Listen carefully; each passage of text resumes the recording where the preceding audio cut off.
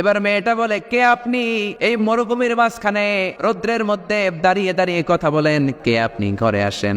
সৈয়দনা ইব্রাহিম বলে, না, আমার পরিচয় দিব না, ঘরেও আসবো না। মেয়েটা বলে, আপনি যদি ঘরে না আসেন আমি কিন্তু রাগ করব। সুবহানাল্লাহ কোন।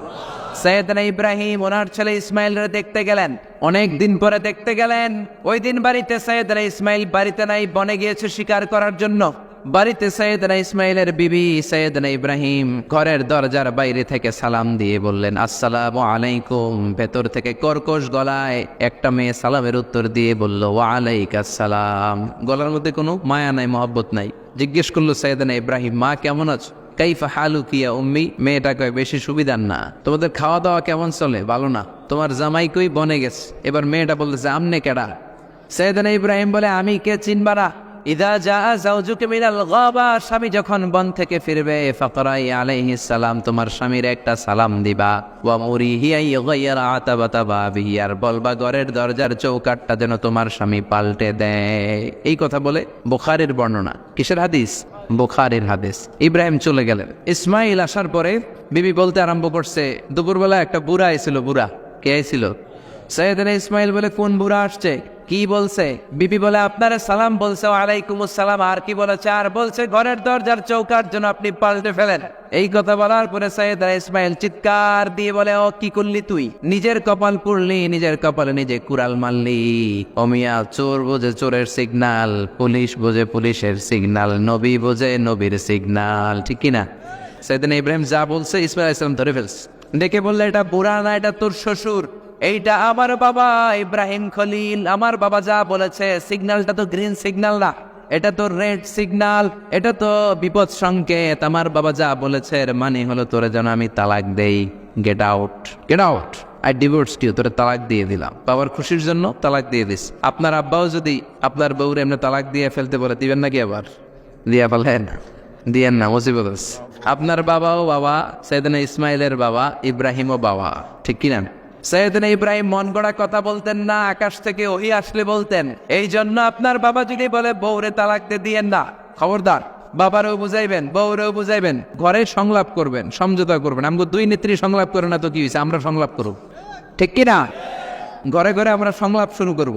মিলাই দিবেন, হ্যাঁ, বুঝাই দিবেন, বাবারও বুঝাবেন, বউরেও বুঝাবেন। তালাক দেওয়ার ইসলামী যে সিস্টেম, এটাকেও মেনটেন করলে পৃথিবীতে কোনো তালাকই থাকবে না। ডিভোর্স রেট একেবারে কমে যাবে। এখন ঘরে ঘরে তালাক। ঠিক কিনা? তালাক দেওয়ার সিস্টেম হচ্ছে পঞ্চম স্টেপে যে তালাক, পঞ্চম ধাপে। প্রথম ধাপ হচ্ছে ফাইযুহুন্না।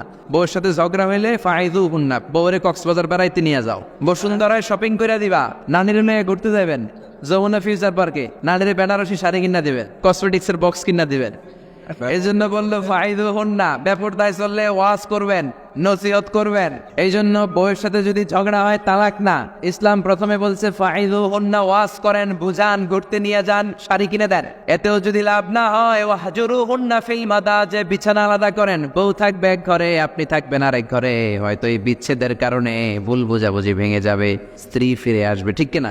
এতেও কাজ হয় না। তারপরে আল্লাহ বললেন ওয়াদ্রিবুহুন্না, এবার একটু শাসন করেন। ঘুরতে নিলেন, কাজ হয় না। শাড়ি কিনা দিলেন, কাজ হয় না। রুম আলাদা করলেন, এরপরও কাজ হয় না। এরপর ওয়াদ্রিবুহুন্না, শাসন করেন। অনেকে এটার অর্থ করে বউরে পিটাও না, পিটানো না। বিশ্বনবী কোনোদিন বউয়ের গায়ে হাত দেয় নাই। ঠিক কিনা? এই ওয়াদ্রিবুহুন্নার শাব্দিক অর্থ হলো পিটাও, কিন্তু পারিভাষিক অর্থ হলো স্ত্রীকে একটু শাসন করো। মুফাসসিররা এই আয়াতের তাফসীর করতে যে হয়রান হয়ে গেছে। অনেকে বলছে ছোট্ট কাঠি দিয়ে পিটাও, আর বলে কথা শোনো না কেন? দুইটা বাচ্চা হয়ে গেছে, 3টা সন্তান হয়েছে, এখন সংসার ভাঙতে চাও কেন? অনেক মুফাসসির বলে মেসওয়াক দিয়ে বাড়ি মারো আস্তে আস্তে। অনেক মুফাসসির কয় কোল বালিশ দিয়ে পিটাও, যাতে হাত পা না ভাঙে। ঠিক কিনা? ওয়াদ্রিবুহুন্না, শাসন করো। শাসনও যখন কাজ হয় না, তারপরে আল্লাহ বললেন ফাবআসু হাকামাম মিন আহলিহি হাকামাম মিন আহলিহা, উভয় পক্ষের মুরব্বীরা বসবে, মিলায় দেওয়ার চেষ্টা করবে। এতও কাজ হয় না। 4টা স্টেপ শেষ, পঞ্চম স্টেপে তালাক। তাও রাগের ছোট যে আমরা বলে দিই 3 তালাক, 22 তালাক, এভাবে না। তালাক দুই ধরনের, তালাক আর সুন্নি, তালাক আল বেদঈ। একটা সুন্নতি তালাক আর একটা বেদাতি তালাক। বেদাতি তালাক দেয়া যাবে না, সুন্নতি তালাক দিবেন। মানে প্রতি মাসে একটা।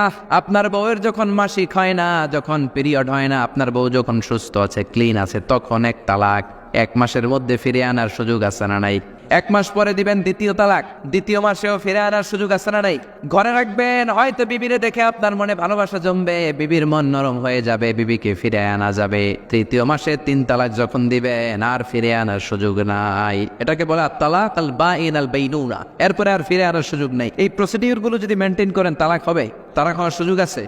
এজন্য এগুলো মেনটেন করে তালাক দিবেন, ডিভোর্স রেট কমে যাবে। ওমরে ফারুকের জমানায় এক লোক তার স্ত্রীকে 100 তালাক দিছে।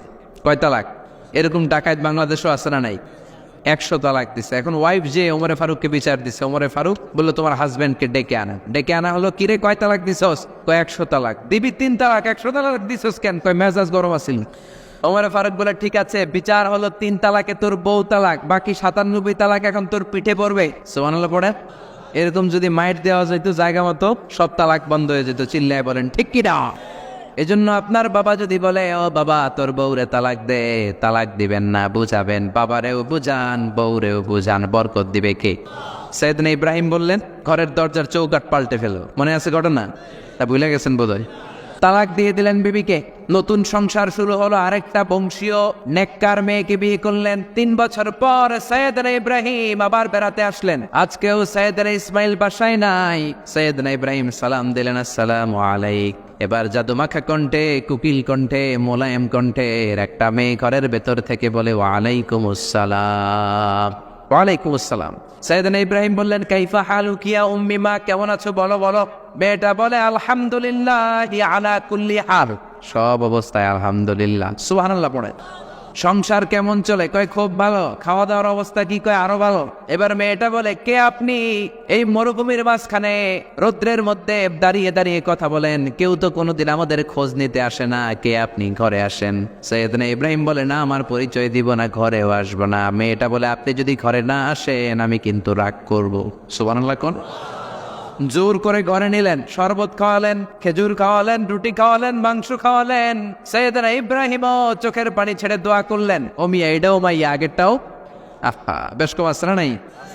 সৈয়দনা ইব্রাহিম মাথায় হাত বুলিয়ে দিয়ে দোয়া করলেন আর বললেন ইদা জা যাওজুক মিনাল গাবা, তোমার স্বামী যখন বন থেকে ফিরে আসবে, ফাকরাই আলাইহিস সালাম, তোমার স্বামীর একটা সালাম দিবা।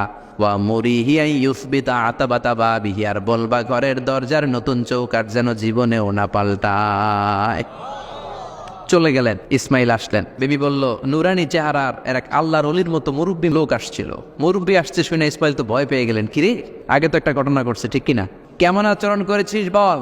বিবি বলে আপনি ভয় পাবেন না, আমি খুব ভালো আচরণ করেছি, আপ্যায়ন করেছি। তিনিও খুশি হয়ে আমার মাথায় হাত বলিয়ে দোয়া করে দিয়েছেন আর বলেছেন ঘরের দরজার নতুন চৌকাঠ যেন জীবনেও আপনি না পাল্টান। সুবহানাল্লাহ। সৈয়দনা ইসমাইল বিবিকে জড়িয়ে ধরলেন। বিবিকে জড়িয়ে ধরে বললেন ও বিবি, তুই তো পরীক্ষায় গোল্ডেন A+। যেই মুরব্বী লোকটা এসেছিল সাধারণ কোনো মানুষ নয়, তোমার শ্বশুর আমার বাবা ইব্রাহিম খালিল। আমার বাবা যেই কথা বলে গিয়েছেন, যে ইঙ্গিত দিয়েছেন, এটা তো গ্রিন সিগন্যাল। আমার বাবা বলেছেন তোমার যেন কোনোদিন তালাক না দেই, তোমার যেন ছেড়ে না দেই। এই যে তোমার হাতটা দুনিয়ার বুকে ধরলাম, জান্নাতে যেন তোমার হাত ধরেই দুজনে জান্নাতে ঢুকে যায়। এজন্য বাবা মায়ের দোয়ার দরকার আছে না নাই? মায়ের দোয়ার চেয়ে বড় দোয়া আছে নাকি? জোরে বলেন।